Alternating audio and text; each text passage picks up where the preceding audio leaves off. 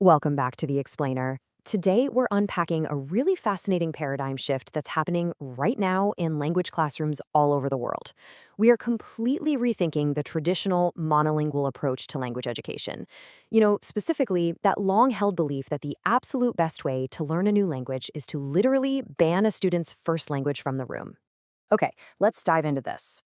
For decades, language education has operated on this seemingly bulletproof assumption: maximum exposure to the target language equals maximum learning. And, well, it makes perfect sense on paper, right? But researchers and linguists are looking at actual classroom realities and asking a pretty massive critical question. Is this strict English-only rule actually holding students back? So here's our roadmap for today. We're going to start with the English-only tradition, then look at the arguments against it. After that, we'll clearly define what translanguaging is, walk through some pedagogical approaches, discuss how we go about protecting English time, and finish up with building a multilingual repertoire. Section 1. The English-only tradition, a well-meaning approach. You have to realize the English-only rule wasn't created to punish anyone. It really was a genuine attempt to maximize exposure. If we look back around 1900, the grammar translation method was absolutely dominant. Students essentially just translated texts back and forth between their first language and the target language. But since that didn't actually help anyone hold a real conversation, the industry completely overcorrected. By the 1990s, we saw this huge shift towards strict immersion-based learning.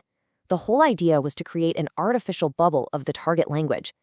But fast forward to 2020, and the latest research started steering us into what's now called the multilingual turn. Section 2. Arguments against English only and its unintended consequences. Researchers Othagai, Garcia, and Reed use this incredible analogy. They point out that forcing bilinguals to use only one language is exactly like judging a master chef's skills while arbitrarily locking away half of their ingredients. Sure, the chef might still scrape together a decent meal, but they're at a totally unfair disadvantage if they have to leave their best recipes and spices out of the kitchen. By enforcing an English-only rule, we're essentially penalizing bilingual students by telling them they just can't use their full cognitive toolkit to learn. Traditional schooling relies on this concept known as the two solitudes model. It's the idea that languages are kept strictly isolated, like they are walled off in completely different parts of the brain. But neurological and linguistic research shows us a vastly different reality. A multilingual person's brain actually operates with a highly fluid, fully integrated linguistic repertoire. And the on-the-ground impact of an English-only rule can actually be quite detrimental. Studies show it frequently induces student mutism and really high anxiety. Think about it. When students can't find that one exact English word, rather than negotiating the meaning, they often just shut down and stay completely silent. It creates these highly artificial communication boundaries, it ignores incredibly valuable prior linguistic knowledge that could easily be used to scaffold complex ideas, and it unfairly penalizes bilingual students compared to their peers. Section 3. What is translanguaging? Let's demystify the term.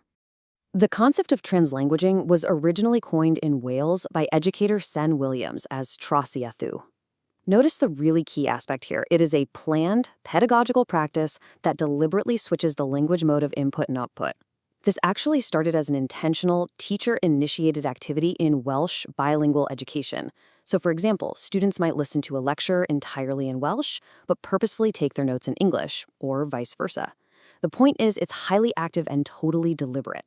Now, what's really interesting about this concept is that it is absolutely vital to distinguish it from random code switching. Code switching traditionally implies that a speaker is bouncing between two completely separate language systems. Translanguaging, on the other hand, relies entirely on the idea of one single integrated linguistic system. The student isn't suddenly swapping out brains. They're just seamlessly selecting different linguistic features from their entire available toolkit to communicate as effectively as possible. Section 4. Pedagogical Translanguaging Explained. Looking at practical applications. Researchers tend to organize these classroom practices on a continuum. On the high intervention end, you have what we call strong forms.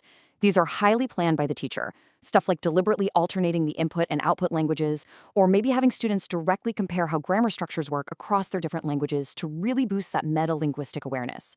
Then on the low intervention end, we have weak forms. These are more spontaneous translanguaging shifts. Think of a teacher allowing a quick, single-word translation from a peer just to prevent a student from getting stuck. It actually keeps the momentum of the English lesson moving smoothly rather than hitting a brick wall. Section 5. Protecting English practice time and balancing language use. So, the big question on every educator's mind: does translanguaging sacrifice valuable target language practice time? Well, research indicates no, not if it's done systematically. Here is a brilliant three-step strategy where translanguaging acts as a scaffold to better English production, rather than a replacement for it. Step 1. The teacher provides the rigorous academic input, or the reading in English. Step 2. The teacher allows students to do their messy, cognitive sense-making and peer discussion in their first language, their L1. Step 3. The teacher requires the final polished output, like an essay or presentation, to be produced entirely in English. You aren't losing English time at all. You're actually ensuring the students deeply understand the complex concepts before they try to express them in the target language. In fact, researchers highly advise teachers to design functional breathing spaces. What that means is designating specific translanguaging blocks. Maybe it's just the last 10 minutes of a lesson, or maybe it's only allowed during a specific brainstorming phase. This gives students much-needed cognitive relief. It drastically lowers their anxiety and clears up confusion rapidly, all without derailing the overarching English focus of the classroom. Section 6. The multilingual repertoire. A real shift in philosophy. Embracing pedagogical translanguaging fundamentally normalizes natural bilingual practices. It maximizes the learner's existing linguistic resources, rather than treating their home language like some sort of hindrance to be overcome. By showing students how to draw cognitive connections across their languages, it lays a rock-solid foundation for autonomous, lifelong learning. And honestly, it honors the student's identity and their prior knowledge, which creates a much more equitable and just vastly more effective learning environment for everyone. So I want to leave you with this final provocative thought. Are you teaching a language, or are you teaching a multilingual speaker? It's a subtle distinction for sure, but it changes absolutely everything about how we design our instruction. Because if you're teaching a multilingual speaker, then their multilingualism is their absolute greatest asset, not a liability. Thank you so much for joining me on this explainer. I really hope it sparks some new ideas for your own learning or teaching, and I highly encourage you to dig deeper into the fascinating world of translanguaging.